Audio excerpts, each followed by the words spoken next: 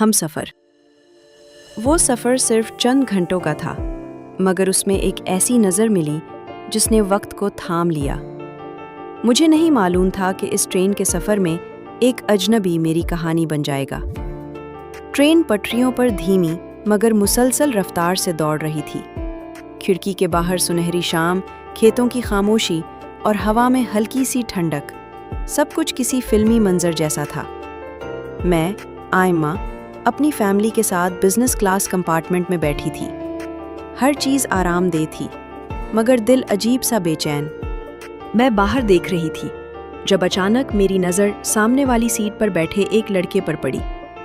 وہ کتاب پڑھ رہا تھا، سادہ لباس، پرسکون چہرہ اور آنکھوں میں ایک گہرائی، جیسے وہ دنیا سے زیادہ اپنے خیالات میں کھویا ہوا ہو۔ میں نے فوراً نظر ہٹا لی۔ یہ میں اسے کیوں دیکھ رہی ہوں؟ میں نے خود سے سوال کیا۔ کچھ دیر بعد ٹرین ایک اسٹیشن پر رکی۔ ہلکی سی ہلچل ہوئی۔ میں پانی لینے کے لیے اٹھی، مگر ٹرین نے اچانک جھٹکا لیا اور میں لڑکھڑا گئی۔ کیئرفل! ایک مضبوط ہاتھ نے مجھے سنبھال لیا۔ وہی لڑکا تھا۔ چند لمحوں کے لیے سب کچھ ساکت ہو گیا۔ تھینک یو، میں نے دھیمی آواز میں کہا۔ اینی ٹائم، اس نے مسکرا کر جواب دیا۔ یہ ایک لمحہ تھا، مگر اس میں ایک خاموش کہانی شروع ہو چکی تھی۔ کچھ دیر بعد وہ میرے سامنے آ کر رکا۔ اگر آپ برا نہ مانیں تو کیا میں یہاں بیٹھ سکتا ہوں؟ میں نے ہلکی سی مسکراہٹ کے ساتھ کہا۔ جی، کیوں نہیں؟ میں ارحم ہوں، آئمہ۔ ناموں کا یہ سادہ سا تعارف، مگر دل کی دھڑکنوں میں ایک نئی موسیقی شروع ہو چکی تھی۔ ٹرین چلتی رہی اور ہماری باتیں بھی، کبھی باہر کے مناظر، کبھی زندگی کے خواب۔ آپ بہت سیریس لگ رہے تھے، میں نے ہنستے ہوئے کہا۔ وہ مسکرایا۔ اور آپ بہت کیوریس؟ میں شرما گئی۔ رات آہستہ آہستہ اتر رہی تھی۔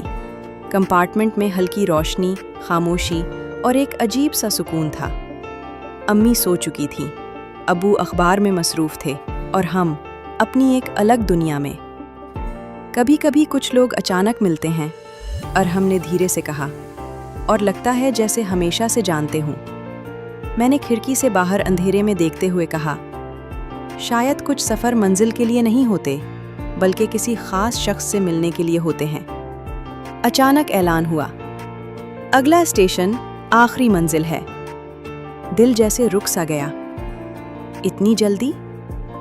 ٹرین آہستہ آہستہ رکنے لگی۔ ارحم نے میری طرف دیکھا۔ اگر میں کہوں کہ میں اس سفر کو ختم نہیں کرنا چاہتا؟ میں نے مسکرا کر کہا، تو پھر اسے ختم ہونے نہیں دینا چاہیے۔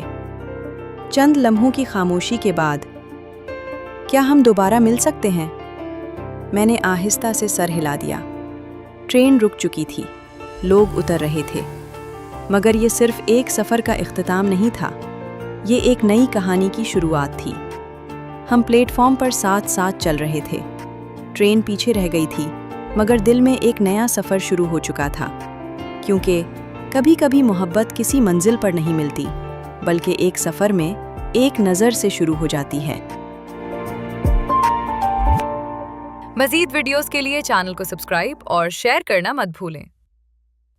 اپنا بہت سارا خیال رکھیں۔